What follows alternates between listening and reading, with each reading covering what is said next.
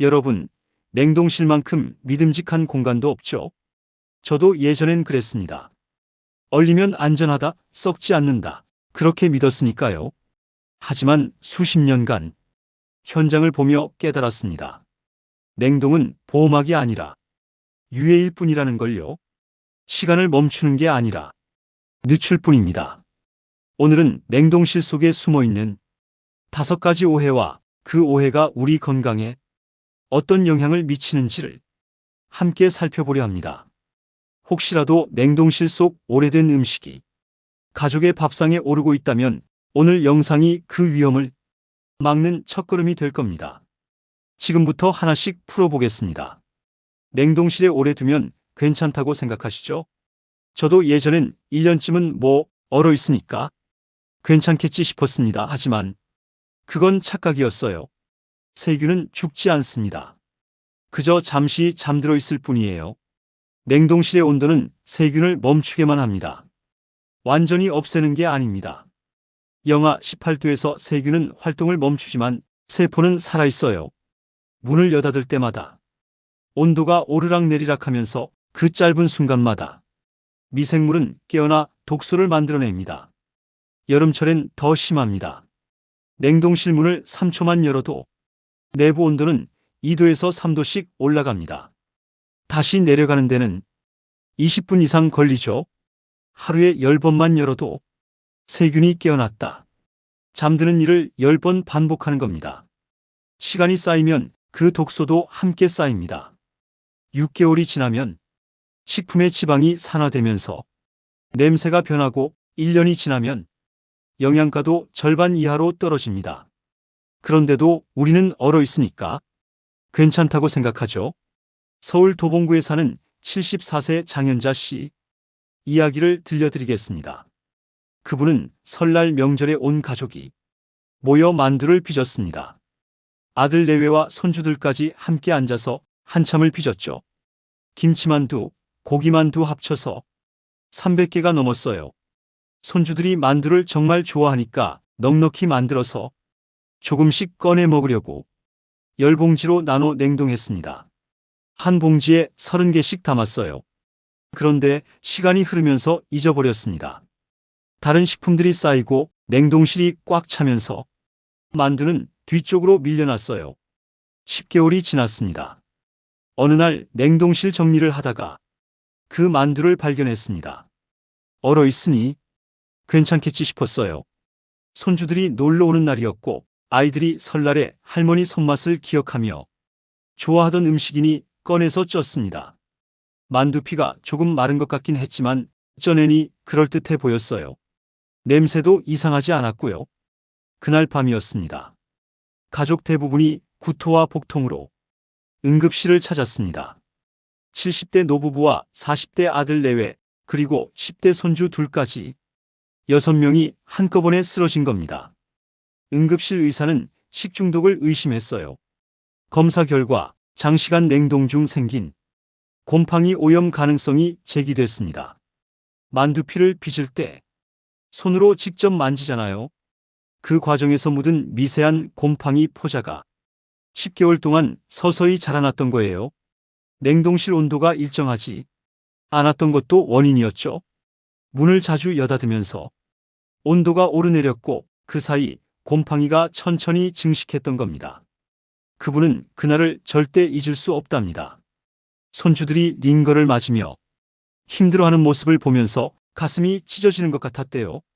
내가 직접 만든 음식으로 가족을 아프게 하다니 밤새 눈물만 났답니다. 그 일을 계기로 냉동식품에 모두 날짜를 적기 시작했습니다. 3개월이 지나면 아무리 아까워도 버린다고 하더군요. 특히 손으로 빚은 음식은 더 철저하게 관리한답니다. 가족의 건강이 음식보다 훨씬 소중하다는 걸 뼈저리게 깨달았다고 했습니다. 냉동실은 시간을 멈추는 마법 상자가 아닙니다. 그래서 저는 모든 음식을 넣을 때 날짜를 꼭 적습니다. 작은 스티커 하나면 충분해요. 보관 날짜와 내용물을 적어서 붙여두면 나중에 헷갈리지 않습니다. 그리고 3개월마다 한 번씩 냉동실을 점검합니다. 3개월 넘은 건 과감히 버립니다. 아깝다는 생각이 들어도 가족이 응급실 가는 것보단 낫잖아요. 고기는 2개월, 생선은 1개월, 조리된 음식은 1개월 안에 먹는 게 가장 안전합니다. 1년 이상 된 식품은 즉시 폐기하세요. 혹시 여러분 냉동실에도 언제 넣었는지 모르는 음식이 있지 않나요? 한번 녹인 고기 다시 얼려도 괜찮을까요? 많은 분들이 괜찮겠지 하시지만 그건 세균에게 두 번째 기회를 주는 겁니다. 해동 중 깨어난 세균은 빠르게 늘어납니다. 다시 얼려도 죽지 않아요. 단지 얼음 속에서 잠시 멈출 뿐이죠. 해동 과정에서 세균은 20분마다 2배씩 증가합니다. 4시간이면 4096배가 됩니다. 이걸 다시 얼리면 어떻게 될까요? 세균 수는 그대로입니다. 다음 해동 때는 이미 수천 배로 늘어난 세균이 다시 활동을 시작하는 겁니다. 고기는 특히 위험합니다. 고기 표면엔 원래부터 세균이 살고 있어요. 도축 과정에서 묻은 대장균, 살모넬라균 같은 것들이죠. 냉동 상태에선 잠들어 있지만 해동되면 깨어납니다. 고기의 핏물은 세균에게 최고의 영양분입니다. 단백질과 수분이 풍부하니까요. 한번 해동했다. 다시 얼린 고기는 육안으로는 아무 문제가 없어 보입니다. 색깔도 비슷하고 냄새도 괜찮죠 하지만 현미경으로 보면 세균 수가 처음의 수백 배입니다.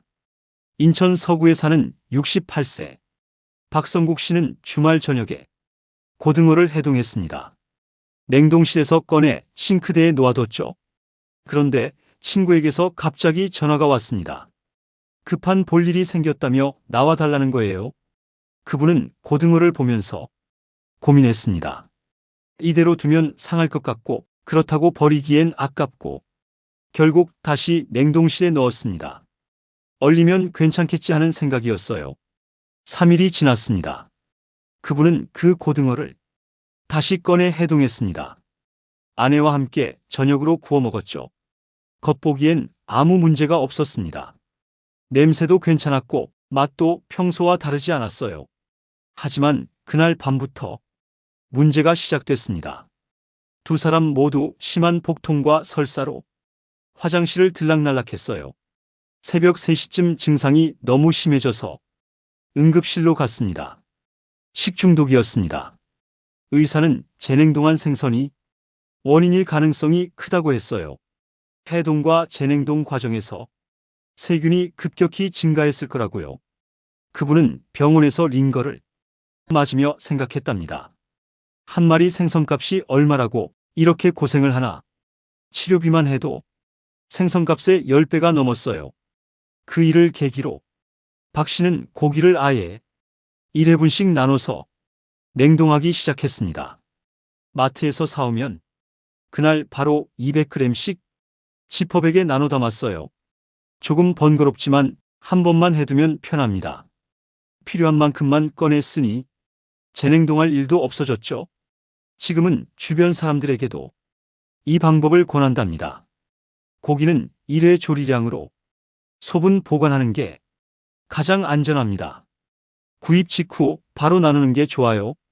한번 냉동한 고기는 다시 얼리지 마세요. 해동한 고기가 남았다면 냉장실에 넣어두고 48시간 내에 조리하세요. 이틀이 지나면 과감히 버리는 게 안전합니다. 여러분 냉동실엔 한번 녹였다 다시 얼린 음식이 혹시 있지 않으신가요? 아침에 꺼내서 저녁에 녹이면 되겠지. 아마 대부분 그렇게 하실 겁니다. 저도 예전엔 그랬으니까요. 하지만 실온은 세균이 가장 좋아하는 온도입니다. 실내 20도에서 25도는 세균이 폭발적으로 늘어나는 환경이에요. 냉동 고기를 실온에 두면 겉부터 녹기 시작합니다. 겉은 이미 20도가 넘었는데 속은 아직 영하 10도인 상태가 됩니다. 이때가 가장 위험해요. 겉 표면의 세균은 빠르게 증식합니다. 30분마다 2배씩 늘어나요. 4시간이면 256배가 됩니다. 그런데 속은 아직 얼어 있으니 우리는 안심하죠. 다 녹지 않았으니까 조리하면 괜찮겠지 하지만 이런 상태로 조리하면 어떻게 될까요? 겉만 익고 속은 날 것이 됩니다. 세균은 75도 이상에서 1분 이상 가열해야 죽어요. 하지만 속까지 그 온도에 도달하려면 시간이 걸립니다. 겉은 이미 타들어가는데 속은 여전히 차가운 상태가 되는 거죠. 수원 영통구에 사는 71세 최복자 씨는 손주들이 좋아하는 돼지고기를 준비했습니다. 아들 가족이 저녁에 온다는 연락을 받고 아침 일찍 냉동실에서 1kg짜리 목살을 꺼냈어요. 그리고 부엌 조리대에 올려뒀습니다. 낮 동안 자연스럽게 녹겠지 생각하면서요. 그날따라 날씨가 좀 더웠습니다. 실내 온도가 28도까지 올라갔어요. 오후 5시쯤 확인해 보니 고기는 거의 다 녹아 있었습니다. 만져보니 미지근했어요. 하지만 그분은 별로 걱정하지 않았습니다. 어차피 익혀 먹을 거니까요. 저녁 6시 손주들이 도착했습니다. 두 손주가 목살 먹는 걸 좋아하니까 서둘러 프라이팬에 구웠어요. 겉은 노릇노릇 익었고 맛도 괜찮아 보였습니다. 다들 맛있게 먹었죠. 그런데 밤 10시쯤부터 이상한 일이 벌어졌습니다. 8살 손주가 배가 아프다며 울기 시작했어요. 이어서 11살 손주도 구토를 했습니다. 30분 뒤엔 며느리까지 화장실에서 나오지 못했죠. 급하게 응급실로 갔습니다. 세 사람 모두 식중독 진단을 받았어요. 의사는 실온 해동한 고기가 원인일 거라고 했습니다. 고기 겉면에서 증식한 세균이 불완전한 조리로 살아남았다는 거죠. 그분은 그날 밤을 잊을 수가 없답니다. 손주들이 링거를 맞는 모습을 보면서 자책이 밀려왔대요. 내가 조금만 신경 썼어도 이런 일은 없었을 텐데. 그 뒤부터는 냉동 고기를 해동할 때 반드시 전날 밤 냉장실로 옮기기 시작했습니다. 시간이 좀 걸려도 안전한 게 최우선이니까요. 지금은 주변 친구들한테도 꼭 냉장 해동하라고 말한답니다. 안전한 해동은 3가지입니다. 냉장실, 찬물, 전자레인지. 냉장실 해동이 가장 안전해요. 전날 밤에 냉동실에서 냉장실로 옮겨두면 다음날 저녁엔 완전히 녹아 있습니다. 급할 때는 찬물 해동을 하세요. 지퍼백에 밀봉한 뒤 찬물에 담그면 20분이면 녹습니다. 물은 10분마다 한 번씩 갈아줘야 해요. 전자레인지 해동도 괜찮지만 바로 조리해야 합니다. 실온에 두는 건 절대 금지예요. 여러분은 지금도 식탁 위에 고기를 놓고 녹이고 계시지는 않나요? 냉동실은 차가우니까 안전하다고 생각하시죠? 하지만 온도가 영하 18도 이상 올라가면 세균은 다시 꿈틀거립니다. 가정용 냉동실의 권장 온도는 영하 18도입니다. 이 온도에서 대부분이 세균은 활동을 멈춰야 하지만 문을 자주 열면 내부 온도가 순식간에 상승합니다. 5초만 열어도 2도에서 3도씩 올라가요. 다시 내려가는 데는 30분 이상 걸립니다. 여름철엔 더 심합니다. 바깥 온도가 높으니까 냉동실 문을 열 때마다 뜨거운 공기가 들어옵니다. 온도가 순식간에 영하 15도, 영하 12도까지 올라가요. 이 온도에서 일부 세균은 활동을 시작합니다. 특히 효모나 곰팡이는 영하 10도에서도 천천히 자랍니다.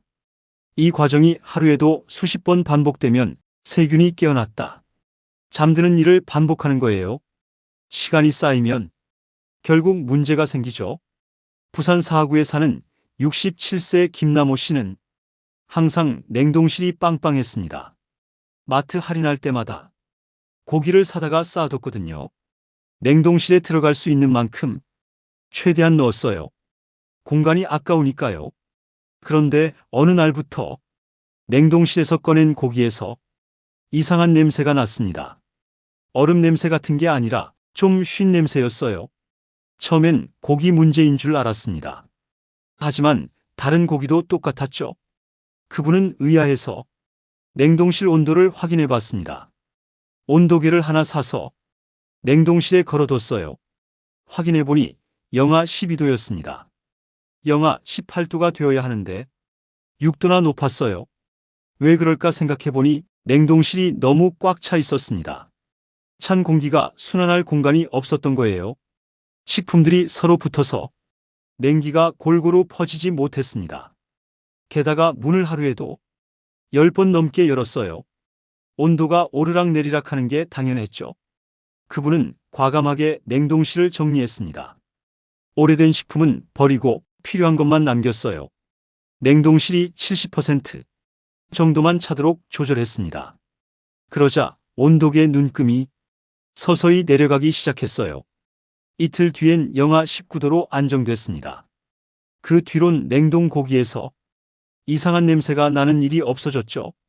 그분은 이제 온도계를 항상 확인합니다. 일주일에 한 번씩 보면서 영하 18도 이하를 유지하는지 체크해요. 문 여닫는 횟수도 줄였습니다. 한 번에 필요한 걸 다 꺼내고 빨리 닫습니다. 냉동실은 70%만 채우는 게 좋습니다. 공기가 순환할 공간이 필요하거든요. 온도계를 하나 걸어두고 일주일에 한 번씩 확인하세요. 영하 18도 이하를 유지해야 안전합니다. 뜨거운 음식을 바로 넣으면 다른 식품까지 위험해져요. 식힌 뒤에 넣어야 합니다. 김치나 국물 음식을 뜨거울 때 넣으면 주변 온도가 5도 이상 올라갑니다. 다시 내려가는 동안 다른 식품들도 함께 영향을 받죠. 여러분 냉동실은 지금 몇 도인가요? 냉동실은 세균이 못 산다는 말 사실이 아닙니다. 저온에서도 활동하는 세균이 있어요. 리스테리아균은 영하 18도에서도 살아남습니다. 증식은 하지 않지만 죽지도 않아요. 슈도모나스균은 0도에서도 천천히 자랍니다. 이런 세균들은 냉동실 바닥이나 벽 선반에 붙어서 오랫동안 살아남죠. 핏물은 특히 위험합니다. 고기나 생선을 냉동하면 핏물이 흘러나와요. 그게 바닥에 얼어붙으면 세균의 온상이 됩니다. 다른 식품을 올려놓을 때 그 위에 놓으면 교차 오염이 일어나는 거죠. 냉동 과일도 안전하지 않습니다. 과일 표면엔 효모가 살고 있어요. 냉동해도 죽지 않고 해동하면 다시 활동하죠. 오염된 바닥이나 포장이 과일과 닿으면 그 효모가 옮겨갑니다. 대전 유성구에 사는 69세 한영미 씨는 냉동실 청소를 3년간 하지 않았습니다. 귀찮기도 했고 어차피 얼어있으니 깨끗할 거라 생각했거든요. 냉장실은 한 달에 한 번씩 닦았지만 냉동실은 신경 쓰지 않았어요. 그런데 어느 날 냉동실 서랍을 빼다가 깜짝 놀랐습니다. 서랍 바닥에 붉은색 얼음층이 두껍게 얼어 있었거든요. 핏물이었습니다. 그분은 그제야 심각성을 깨달았어요. 저 위에 식품을 올려놨다는 생각이 들자 소름이 돋았답니다. 냉동 과일도 그 서랍에 보관했거든요. 손주들 간식으로 주던 건데 그게 혹시 오염됐을까봐 걱정됐죠. 그날 바로 냉동실을 전부 비웠습니다. 얼음층을 녹이고 베이킹소다로 구석구석 닦았어요. 서랍도 빼서 깨끗이 씻었죠. 생각보다 더러웠습니다. 얼음 사이사이에 음식물 찌꺼기도 있었고 냄새도 났어요. 청소 후에는 깔끔해졌습니다. 냉동실 문을 열 때마다 기분이 좋더래요. 그분은 그 뒤로 한 달에 한 번씩 냉동실 청소를 합니다. 전부 비우진 않아요. 서랍을 하나씩 빼서 닦고 바닥에 쌓인 얼음이나 핏물을 제거합니다. 베이킹소다 푼 물로 마른 행주를 적셔서 닦으면 충분해요. 10분이면 끝납니다. 이제는 냉동 과일을 먹을 때도 불안하지 않게 됐답니다. 냉동실도 냉장실처럼 정기적인 청소가 필요합니다. 한 달에 한 번이면 충분해요.